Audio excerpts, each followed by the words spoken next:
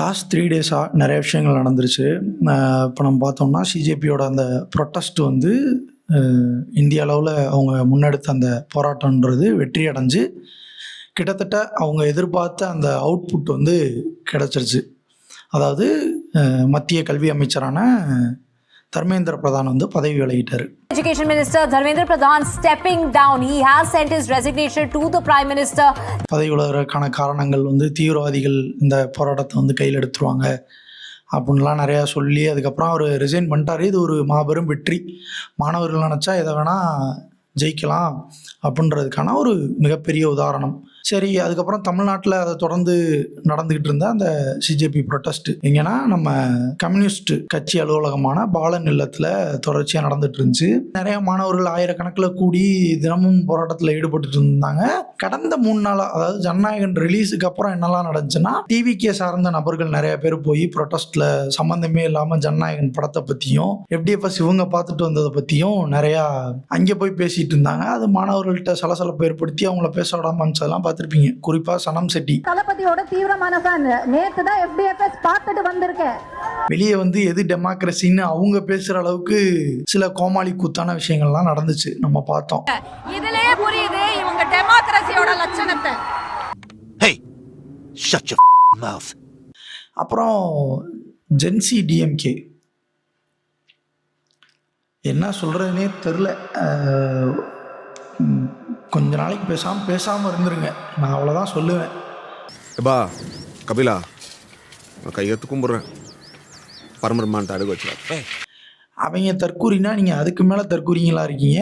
உங்களால தான் நிறைய விஷயங்கள் கெட்டு போகுது. கொஞ்சம் அமைதியாக படித்த இளைஞர்கள் மாதிரி நடந்துக்கங்க, அவ்வளோதான் சொல்ல முடியும். மற்ற மாநிலங்களில் நடந்த இந்த ப்ரொட்டஸ்ட்டுக்கும் இங்கே தமிழ்நாட்டில் சென்னையில் நடந்த இந்த ப்ரொட்டஸ்ட்டுக்கும் நிறையா வித்தியாசம் இருக்குது. என்னென்னா, அவங்க கேட்டது ஃபேர் நீட், நம்ம கேட்டது பேன் நீட்.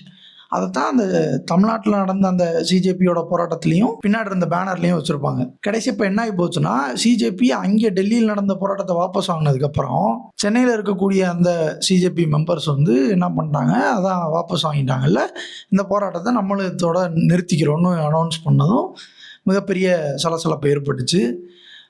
நிறைய பேர் அப்புறம் வாக்குவாதத்தில் ஈடுபட்டாங்க. ஒரு நைட்டு 3 மணி வரைக்கும் அது போச்சு போல். போயிட்டு கடைசியாக என்ன ஆயிடுச்சுன்னா, இதை வந்து இப்படிலாம் விட முடியாது, ஆளுநர் மாளிகையை நோக்கி பேரணியாக போவோம்னு சொல்லி ஒரு தீர்மானத்துக்கு வந்து 3 மணிக்கு அது முடிஞ்சு எல்லாரும் கிளம்பி போயிட்டாங்க. பேன் நீட்னா பேன் நீட்டில் தான் எல்லாரும் ஃபோக்கஸ்டாக இருப்பாங்க. ஆனால் அதுக்குள்ளே திடீர்னு வந்து அங்கே ப்ரொட்டஸ்ட் முடிஞ்சிருச்சு, அதனால் நாங்கள் இங்கேயும் நிப்பாட்டுறோம் அப்படின்னு சொல்லி அதை நிறுத்துறது வந்து சரியான முறையான்னு தெரில. உங்கள் தலைமை என்ன சொல்லுது?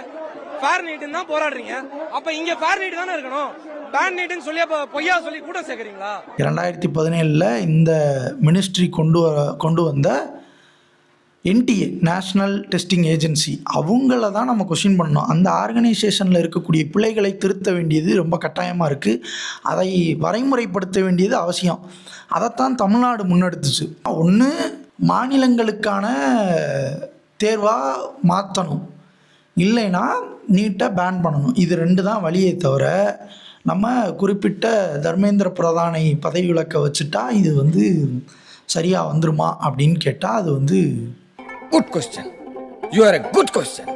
அப்போ எனக்கு இந்த ப்ரொட்டஸ்ட்டு டெல்லியில் நடந்த அந்த ஜந்தர் மந்தர் ப்ரொட்டஸ்ட் வந்து எனக்கு குறிப்பாக ஒரு திரைப்படத்தை வந்து ஞாபகப்படுச்சு. அது வெறும் படமான்னு கேட்டிங்கன்னா படம் இல்லை.